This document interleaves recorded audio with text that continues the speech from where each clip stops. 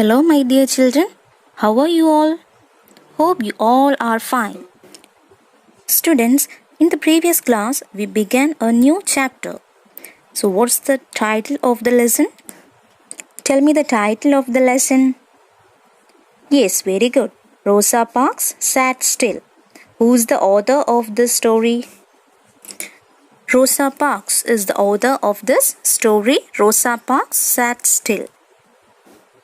So, shall we start today's class? Okay, let's start. All of you take page number 101. Students, now all of you pause the video and read the story loudly and note down the difficult words. Students, hope you read the story.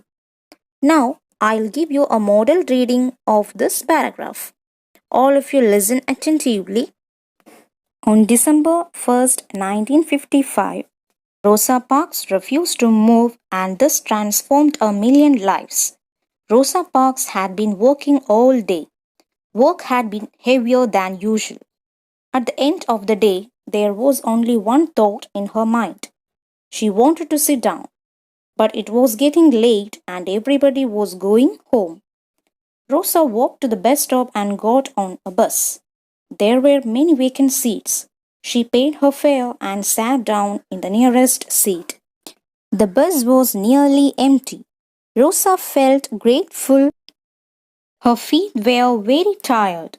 They really needed a rest. That was, however, something only Rosa knew. The driver of the bus knew nothing about her feet. He did not even know her name, but he saw that she was not white. She was a black passenger, and that, he thought, was all he needed to know about her. But he was making a mistake.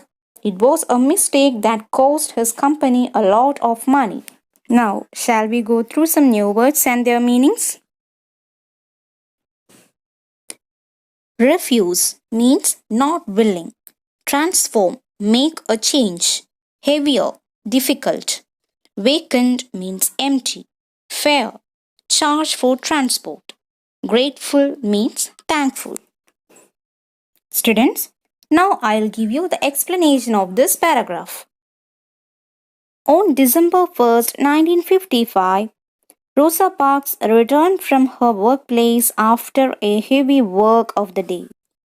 At the end of the day, she felt very tired because of her heavy work. So she wanted to sit down. At that time, everybody was going home. Then Rosa walked to the bus stop and got on a bus. There were many vacant seats in that bus. As she was very tired, she paid the bus charge and sat down in the nearest seat. Rosa felt thankful because the bus was empty. Her feet were very tired, so that she really needed a rest.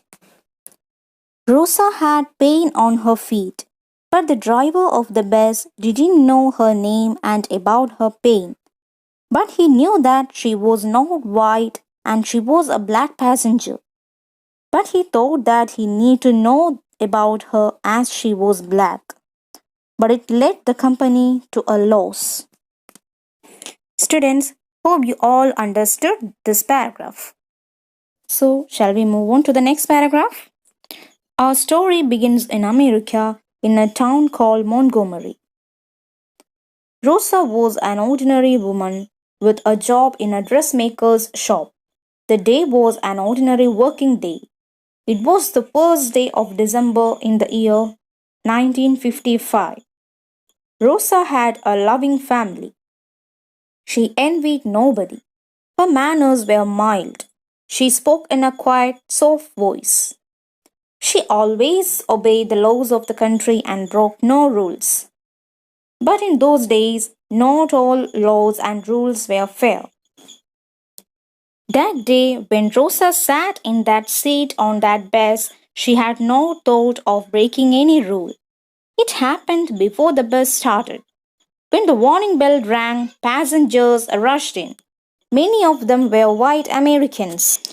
Each time a white passenger climbed into the bus, a black passenger got up from a seat and moved away. Students, Now, shall we discuss the new words and their meanings? Envy means dissatisfaction. Mild, gentle. Fair means good. Warning, giving notice to. Rush, go or come with great speed. The story took place in America in a town called Montgomery. Rosa was a usual kind of woman with a job in a dressmaker's shop. It was a working day. It was the first day of December in the year 1955. Students, the next paragraph starts by telling about her family. Rosa's family was a loving family. Rosa didn't feel envy to anybody. She had a gentle manner.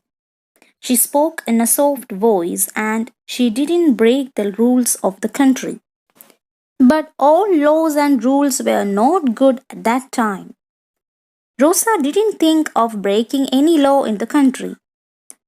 When the warning bell rang, the passengers rushed in the bus. Many of the passengers were white Americans.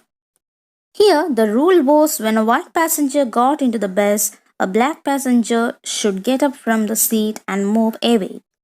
That was the rule of the country.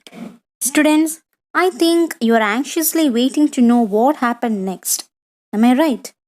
So, we will go through the rest of the story in the next class. Hope you all understood and enjoyed today's class. We will meet in the next class with the rest of the story. Thank you, dear children.